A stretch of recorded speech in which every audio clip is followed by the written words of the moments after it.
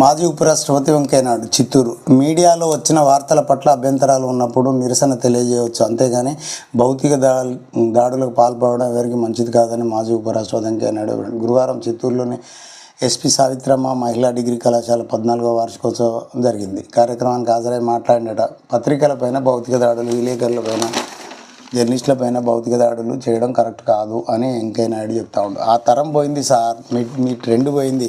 తరం వెళ్ళిపోతుంది రారో నా కొడక, తరం వెళ్ళిపోతుంది రారో, తరం వెళ్ళిపోతుంది రో కొడుక, తరం వెళ్ళిపోతుంది రారో.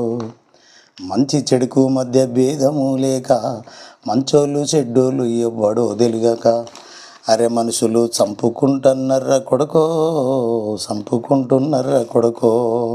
చంపినోడెవడో సచ్చేటోడెవడో, ఎందుకు చంపిండో ఎందుకు చచ్చిండ్రో తెలియని గజిబిజి గందరగోళం. పడవెళ్ళిపోతుంది రారో నా కొడక, పరవెళ్ళిపోతుంది రారో. మంచికి చెడుకు భేదం తెలియని, అరే రే మంచికి చెడుకు భేదం తెలిపిన ఆనాటి రోజుల పడవెళ్ళిపోతుంది రారో, పడవెళ్ళిపోతుంది రారో నా కొడక, పడవెళ్ళిపోతుంది రారో. పెట్టే బేడ చదరకోరో నా కొడక, పిల్ల పాపలనెత్తుకోరో. ఏమున్నది వెంకయ్య నాయుడు గారు, వాజ్పేయి ఇట్లాంటి గొప్ప గొప్ప నాయకులు, ఇంకా ఈ ట్రెండ్ పోతే ఇంకేముంటుందండి. వేసి ఇది మంచి ఫ్రంట్ పేజ్ వార్త వచ్చింది. రాష్ట్రంలోని పలువురు కవులు, కళాకారులు, మేధావులకు జాతీయ దర్యాప్తు సంస్థ నోటీసులు. నక్సల్ అంత్యక్రియలకు వెళ్ళిన వారికి పిలుపు. అందరూ పోజు పెడతా ఉంటారు కొంతమంది. నక్సలైట్స్ ఎవరైనా చనిపోతే అడిపోయి ఇది చేస్తారు. చేసినప్పుడు మొత్తం ఎవరెవరు వచ్చిన రేఖ చిట్టా అంతా తీసుకుంటారు అనమాట. నక్సల్స్ అంత్యక్రియలకు వెళ్ళిన వారికి పిలుపు. గాద ఇన్నయ్య నుంచి మొదలైన అరెస్టుల పర్వం. కేంద్రం నిఘా సంస్థల దృష్టిలో 200 మందికి పైనే. సోషల్ మీడియా పోస్టులు, కామెంట్ల పైన నిఘా. సో కాబట్టి ఇక ఉన్నది ఏంటిది, మావోయిస్టుల పట్ల సానుభూతిగా మాట్లాడేవారు, ప్రజా సమస్యలపై గళం విప్పే కవులు, కళాకారులు, మేధావులపై కేంద్ర ప్రభుత్వం చర్యలు వేగవంతం చేసింది.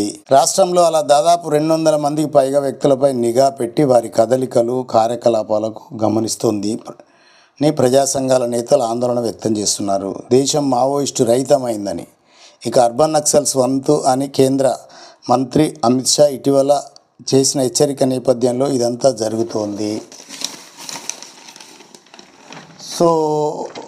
అని వారు అభిప్రాయపడుతున్నారు.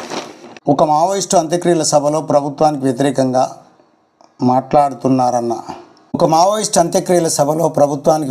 మాట్లాడారన్న కారణంతో జాతీయ దర్యాప్తు సంస్థ ఎన్ఐఏ కేసు నమోదు చేసి తెలంగాణలోని పలువురు మేధావులు, వివిధ ప్రజా సంఘాల నాయకులు, రాజకీయ పార్టీల నేతలు, కవులు, కళాకారులు, ఇతరులకు వరుస నోటీసులు ఇస్తున్న వైనమే ఇందుకు ఉదాహరణ అని ఆవేదన వెలిబుచ్చారు. సిపిఐఎంఎల్ ప్రజాపందా తెలంగాణ రాష్ట్ర కార్యదర్శి పోటు రంగారావుకు ఇటీవల ఎన్ఐఏ జారీ చేసిన నోటీసు ఈ క్రమంలోనిదేనని స్పష్టం చేస్తున్నారు. దేశద్రోహం, ఊపా చట్టాలలోని వివిధ సెక్షన్ల కింద నమోదైన కేసుకు సంబంధించి 22వ తేదీన విచారణకు రావాలని పోటు రంగారావుని ఎన్ఐఏ ఆ నోటీసు కోరింది.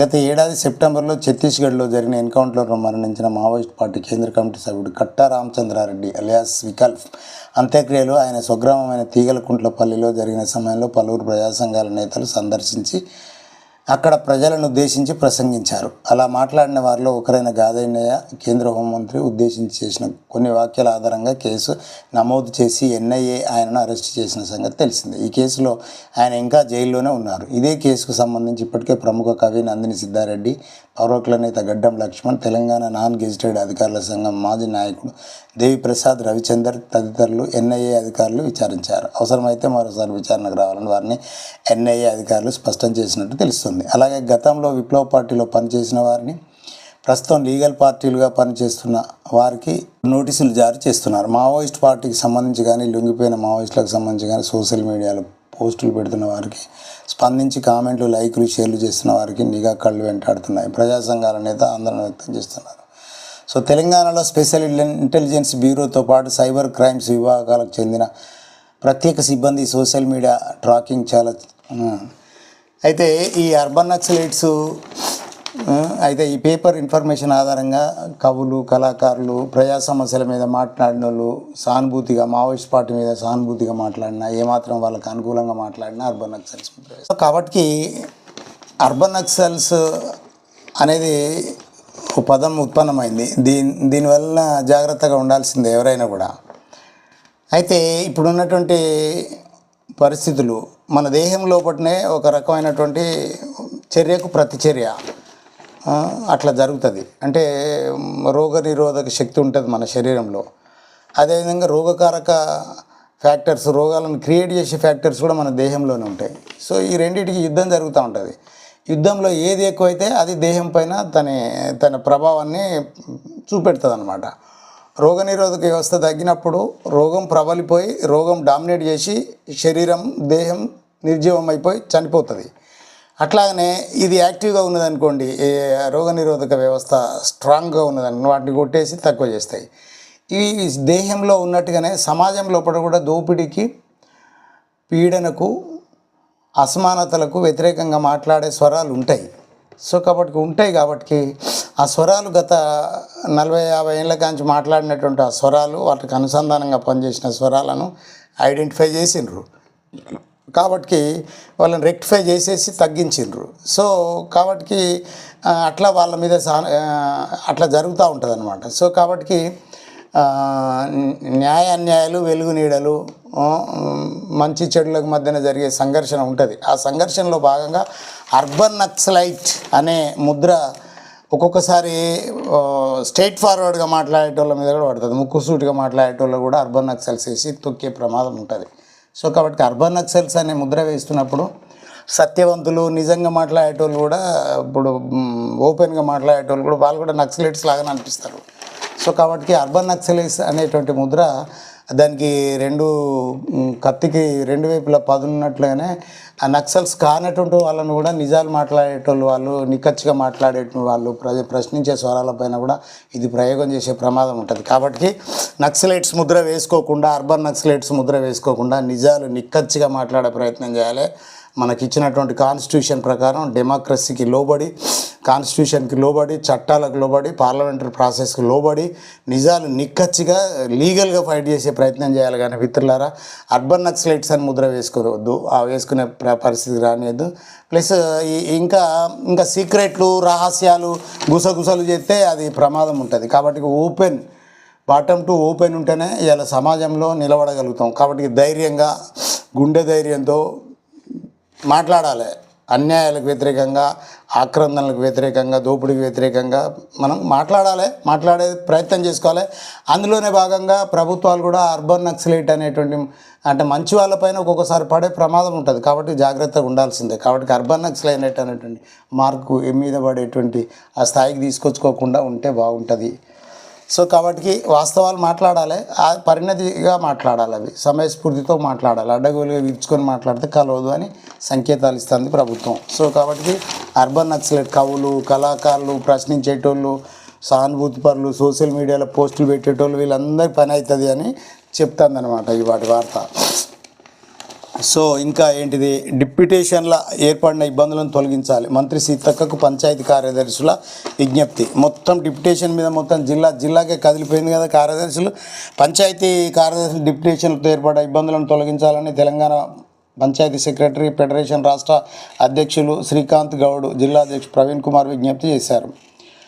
సో ఈ విధంగా 120 నుంచి 150 మంది పంచాయతీ కార్యదర్శులు సుమారు 80 నుంచి 100 కిలోమీటర్ల దూరం వెళ్లడంతో గర్భిణీలు, చిన్న పిల్లలున్న తల్లులు, ఆరోగ్య సమస్యలున్న పంచాయతీ కార్యదర్శులు ఇబ్బందులు పడుతున్నారని చెప్పారు. నియోజకవర్గ మార్పిడి కాకుండా పక్క మండలాలకు మ్యూచువల్ ఆర్డర్స్ ఇప్పించాలని కోరుకుంటాం. పెన్షనర్లకు బకాయిలు చెల్లించాలంటారు. ఉద్యోగ విరమణ పొందిన పెన్షనర్లకు రావాల్సిన బకాయిలను వెంటనే చెల్లించాలని retired employees welfare association Rewa జిల్లా అధ్యక్షులు సంక బద్రీనారాయణ కోరారు. మహబూబాబాద్ మంత్రి సీతక్క రేవా ఆధ్వర్యంలో రేవా బాధ్యులు గోవర్ధన్, వీరస్వామి, టి మురళీధర్, సుంకర్ వెంకటేశ్వర్లు, బండా ఆశయాలు పాల్గొన్నారు అన్నమాట. సో కాబట్టి అదే ఇప్పుడు నిన్న కూడా వాళ్ళు వెల్ఫేర్ అసోసియేషన్ వాళ్ళు ఒక మెమోరాండం ఇచ్చిండ్రు మేడంకు. టీపీసీసీ మెడికల్ రాష్ట్ర జనరల్ సెక్రటరీ వీరన్నట మెడికల్ విభాగానికి కాంగ్రెస్ ఇచ్చిండ్రు. ఎన్ఎస్ఎస్ ఆధ్వర్యంలో ఇంటింటా సర్వే, ఎన్ఎస్ఎస్ ఆధ్వర్యంలో ఇంటింటా సర్వే, ముగిసిన కోఆప్షన్ నామినేషన్ స్వీకరణ. తర్వాత మొక్కల కొనుగోలు కేంద్రం కోసం రైతుల రాస్తారోకో. ఇప్పుడు మొక్కజొన్నలు కేసంద్రాలు మొత్తం మోపైతానేట, ఎక్కడ ఎవరు కొంటాలేరట. కాబట్టి ఇక్కడ తాళ్ళపూసపల్లి సిపిఎం ఆధ్వర్యంలో రాస్తారోకో నిర్వహిస్తున్న రైతులు, వెరీ గుడ్. రైతులు ఈ సందర్భంగా రైతులు రావాలి. ఎప్పుడైనా రైతుల సమస్యల మీద రైతులే మాట్లాడాలి. ఈ ప్రతిదానికి డోలు వేసుకొని అందరికి వచ్చి మాట్లాడుకుంటా ఇట్లా రైతులని తోలుకొచ్చి రైతులను ముందు పెట్టి ఈ ఉపన్యాసాలు ఇస్తారు కదా, ఉపన్యాసకులు, ప్రిపేర్డ్ ఉపన్యాసకులు, వాళ్ళు వచ్చి రైతు గురించి వాళ్ళే అన్నిటి గురించి వాళ్ళే మాట్లాడతారు. అట్లా మాట్లాడకుండా ఏ విభాగానికి ఆ విభాగం పనిచేస్తే ప్రభుత్వాలకు కూడా ఆ విభాగం పైన ఒక దృక్పథం వస్తుంది, ప్రభుత్వం కూడా సమస్య పరిష్కారం వైపు పోతుంది. సో కాబట్టి ఇక్కడ కేసంద్రంలో కూడా ఇక్కడ తాళ్ళపూసపల్లిలో మొక్కజొన్న కొనుగోలు కేంద్రాన్ని ప్రారంభించాలని సిపిఎం గ్రామం ఇప్పటికైనా వెంటనే కొనుగోలు కేంద్రాన్ని ప్రారంభించాలి. పూసపల్లిలో మొక్కజొన్నలు చిరుధాన్యాలు చాలా వాల్యుబుల్, వాటిని కొంటాలేరు. మాన్కోట సబ్ జైల్లో హెల్త్ క్యాంపు, సమాజ భద్రత ప్రతి ఒక్కరి బాధ్యత. ఎస్పీ చరిత్ర నిర్మాతలు అంగన్వాడీ టీచర్లు, ప్రభుత్వ కార్యక్రమాల్లో అంగన్వాడీలు కీలక పాత్ర. కలెక్టర్ స్నేహ శబరీష్, మల్యాల జేవీఆర్ ఉద్యాసన 100%. సో పాడి గేదెల పథకానికి దరఖాస్తు గడుపు పెంపు, రైతుల సంక్షేమానికి ప్రభుత్వం కృషి, వ్యవసాయంలో వాలంటీర్లు. సరిత జిల్లా వ్యవసాయ అధికారి. ముగిసిన కోఆప్షన్ నామినేషన్లు. మల్యాల జేవీఆర్ ఉద్యాన శాఖలో 100% హెల్మెట్ల వాడకం. మాజీ ఉపరాష్ట్రపతి వెంకయ్యనాయుడు చిత్తూరు, మీడియాలో వచ్చిన వార్తల పట్ల అభ్యంతరాలు ఉన్నప్పుడు నిరసన తెలియజేయవచ్చు, అంతేగాని భౌతిక దాడులకు పాల్పడడం ఎవరికి మంచిది కాదని మాజీ ఉపరాష్ట్రపతి వెంకయ్యనాయుడు గురువారం చిత్తూరులోని ఎస్పీ సావిత్రమ్మ మహిళా డిగ్రీ కళాశాల 14వ వార్షికోత్సవం జరిగింది. కార్యక్రమానికి హాజరై మాట్లాడినట, పత్రికలపైన భౌతిక దాడులు, విలేకరులపైన, జర్నలిస్టులపైన భౌతిక దాడులు చేయడం కరెక్ట్ కాదు అని వెంకయ్యనాయుడు చెప్తా ఉండు. ఆ తరం పోయింది సార్, మీ ట్రెండ్ పోయింది. తరం వెళ్ళిపోతుంది రారో నా కొడక, తరం వెళ్ళిపోతుంది రారో, తరం వెళ్ళిపోతుంది రో కొడుక, తరం వెళ్ళిపోతుంది రారో. మంచి చెడుకు మధ్య భేదము లేక, మంచోళ్ళు చెడ్డోళ్ళు ఎవ్వడో తెలియక, అరే మనుషులు చంపుకుంటున్నారా కొడుకో, చంపుకుంటున్నారా కొడుకో, చంపినోడెవడో సచ్చేటోడెవడో, ఎందుకు చంపిండో ఎందుకు చచ్చిండ్రో తెలియని గజిబిజి గందరగోళం, పడవెళ్ళిపోతుంది రారో నా కొడక, పరవెళ్ళిపోతుంది రారో. మంచికి చెడుకు భేదము తెలియని, అరే మంచికి చెడుకు భేదము తెలిపిన ఆనాటి రోజుల పడవెళ్ళిపోతుంది రారో, పడవెళ్ళిపోతుంది రారో నా కొడక, పడవెళ్ళిపోతుంది రారో. పెట్టే బేడ చదరకోరో నా కొడక, పిల్ల పాపలనెత్తుకోరో. ఏమున్నది వెంకయ్యనాయుడు గారు, వాజ్పేయి ఇట్లాంటి గొప్ప గొప్ప నాయకులు, ఇంకా ఈ ట్రెండ్ పోతే ఇంకేముంటుందండి. వాటర్ సంపులో పడి మహిళా మృతి. బయారంలో కూడా ప్రమాదవశాత్తు ఇంట్లోని వాటర్ సంపులో పడి ఓ మహిళ గురువారం రాత్రి మృతి చెందింది. స్థానికులు తెలిపిన వివరాల ప్రకారం స్థానిక ఎస్బీఐ ఏటీఎం సమీపంలో నోముల ఉపేందర్ పద్మ దంపతులు వ్యవసాయం చేసుకుంటూ జీవనం సాగిస్తున్నారు. భోజనం తర్వాత రాత్రి పద్మకు కాసేపు వాకింగ్ చేయడం అలవాటు. అందులో భాగంగా గురువారం రాత్రి పద్మ ఇంటి ఆవరణలో వాకింగ్ చేస్తుంది. క్రమంలో వాకింగ్ చేస్తుంటే కళ్ళు తిరిగినాయో లేక ఏమైందో తెలియదు, కానీ పద్మ ప్రమాదవశాత్తు ఇంటి ఆవరణలోని వాటర్ సంపులో పడిపోయింది. ఇంటి ఆవరణలో వాకింగ్ చేస్తున్న తన భార్య పద్మ ఎంతకు ఇంట్లోకి రాకపోవడంతో భర్త ఉపేందర్ సమీప ఇల్లు వెతికినప్పుడు ఫలితం లేదు. అనుమానంతో ఇంటి ఆవరణలో ఉన్న పైమూత తీసి సంపులో చూడగా పద్మ నీళ్ళలో మునిగి కనిపించింది. దీంతో కుటుంబ సభ్యులు, ఇరుగు పొరుగు వారు వెంటనే చికిత్సను. సో ఇది కూడా కళ్ళు స్థానిక ప్రైవేట్ హాస్పిటల్ చనిపోయింది. ఇట్లాంటి గమ్మత్తుగా ఉంటాయి ఇట్లాంటి చావులు. సో ఇది బయారంలో జరిగింది సంఘటన. ఇసిన కోఆప్షన్ నామినేషన్ల స్వీకరణ అయిపోయింది. మున్సిపాలిటీ కోఆప్షన్ సభ్యుల నామినేషన్ల పర్వం అయిపోయింది. ఇక సెలక్షన్ ఉంది. చరిత్ర నిర్మాతలు అంగన్వాడీలు. సీతక్క చెప్తా ఉంది.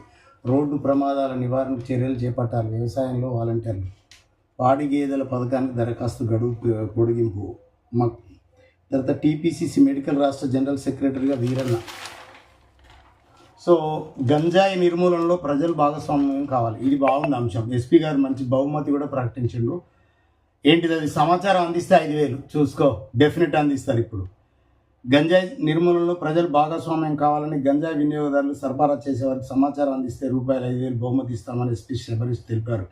జిల్లా పోలీస్ కార్యాలయంలో గురువారం ఆయన మాట్లాడారు. డ్రగ్స్ దుర్వినియోగంపై ఒక తీవ్రమైన సామాజిక సమస్యని నిశ్శబ్దంగా యువత జీవితాలను నాశనం చేస్తూ కుటుంబాలను బలహీనపరుస్తుందన్నారు. వ్యక్తులను నేరాల వైపు నడిపిస్తుందన్నారు. మహబూబాబాద్ జిల్లాలో డ్రగ్స్ రహిత వాతావరణాన్ని కల్పించడమే పోలీస్ శాఖ ప్రధాన లక్ష్యం ఒకటి అభివర్ణించారు.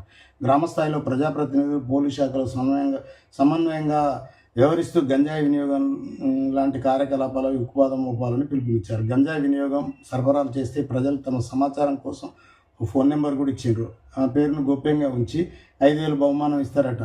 మీ చిన్న సమాచారం ఒక పెద్ద మార్పుకు నాంది పలుకుతుంది. సో కాబట్టి శబరీష్ గారు మంచి ఇన్ఫర్మేషన్, ఆ స్క్రిప్ట్ కూడా బాగుంది, సూపర్ స్క్రిప్ట్. శబరీష్ గారు మంచి. సో ఇక్కడ ఏమంటారు, సామాజిక సమస్య ఒక నిశ్శబ్దంగా యువత జీవితాలను నాశనం చేస్తుంది. నిశ్శబ్దంగా చాలా బాగా చెప్పింది సార్. ఆర్ఓఆర్కు భూములు ఇచ్చేది లేదు రైతులు. సిపిఐ బలోపేతానికి కృషి చేస్తారట. కార్యదర్శి సమావేశంలో మాట్లాడుతున్న అజయ్ సారథి. సో కాబట్టి మున్సిపల్ ఫ్లోర్ లీడర్ వీళ్ళు యాక్టివ్గా ఉంటారు. ప్రజల మధ్యన పబ్లిక్లో యూత్లో ఎప్పుడు నిరంతరం నానుతూ ఉంటారు అనమాట. సో కాబట్టి విద్యారంగ సమస్యల పరిష్కారానికి ఎన్ఎస్ఐ పోరాటం చేస్తుందట. డిసిసి ప్రెసిడెంట్ బుక్య ఉమా గారు విద్యారంగానికి పరిష్కారానికి, విద్యారంగంలో ఉన్న సమస్యలన్నీ ఆమె దృష్టికి తీసుకుపోతే ఆమె పరిష్కారం చేస్తుందట. దేశవ్యాప్తంగా విద్యారంగ సమస్యల పరిష్కారానికి విద్యార్థి సంఘం ఎన్ఎస్ఐ అలుపెరగని పోరాటాలు నిర్వహిస్తుందని, అలుపెరగని పోరాటాలు చేస్తుందట ఎన్ఎస్ఐ. ఆవిర్భావ దినోత్సవం కేకును కట్ చేసింది నాయకులు. ఈ సందర్భంగా ఆదరే మాట్లాడారు. ఎన్ఎస్ఐ ఆవిర్భావం నేటి వరకు విద్యారంగ పోరాటంలో ఉన్నాను. ఎన్ఎస్ఐలో పనిచేసిన అనేక మంది కాంగ్రెస్ పార్టీలో అధికారంలోకి సముచిత స్థానం కల్పించడం.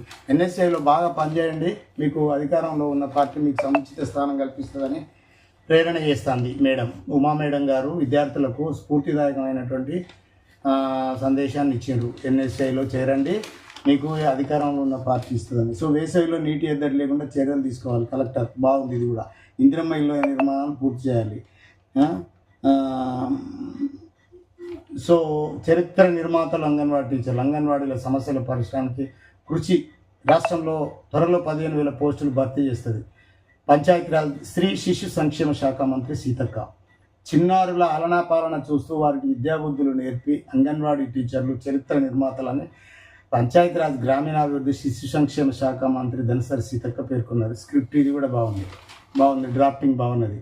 మహబూబాబాద్ జిల్లా కేంద్రంలోని ఎంఆర్సి భవనంలో ప్రణామ్ వయోవృద్ధుల డే కేర్ సెంటర్ గురువారం ఆమె ప్రారంభించింది. అనంతరం కలెక్టరేట్ పోషణ్ పక్వార్డును ప్రారంభించింది. అంగన్వాడీ టీచర్లకు సెల్ ఫోన్ పంపిణీ చేశారు. ఆయా కార్యక్రమాలు ఏర్పాటు చేసిన సమావేశంలో ముఖ్య అతిథిగా మాట్లాడారు. చిన్నారుల్లో పోషక విలువలు పెంచేందుకు సంక్షేమ పథకాలు తీసుకొస్తున్నామని, పాలు అందించేందుకు ములుగు జిల్లాను పైలట్ ప్రాజెక్టుగా ఎంచుకున్నామని, అన్ని అంగన్వాడీ కేంద్రాల్లో ఉదయం పాలు ఉంటాయని తెలిపారు. అంగన్వాడీ కేంద్రాల్లో బ్రేక్ఫాస్ట్ పెట్టేందుకు తొలి ముద్ద పేరుతో పథకాన్ని ప్రారంభించామని అన్నారు. సమస్యల సాధన కోసం రోడ్డు ఎక్కొద్దన్నాడు. చిన్నారులు, బాలింతలు, గర్భిణీలు పోషకాహారం సేవలు అంగన్వాడీ టీచర్ల కృషి చేస్తుందని మంత్రి సీతక్క. రాష్ట్ర వ్యాప్తంగా 37,000 టీచర్లు సెల్ ఫోన్లు అందిస్తున్నారు. పిల్లలతో సమానంగా తల్లిదండ్రులను చూసుకోవాలన్నారు.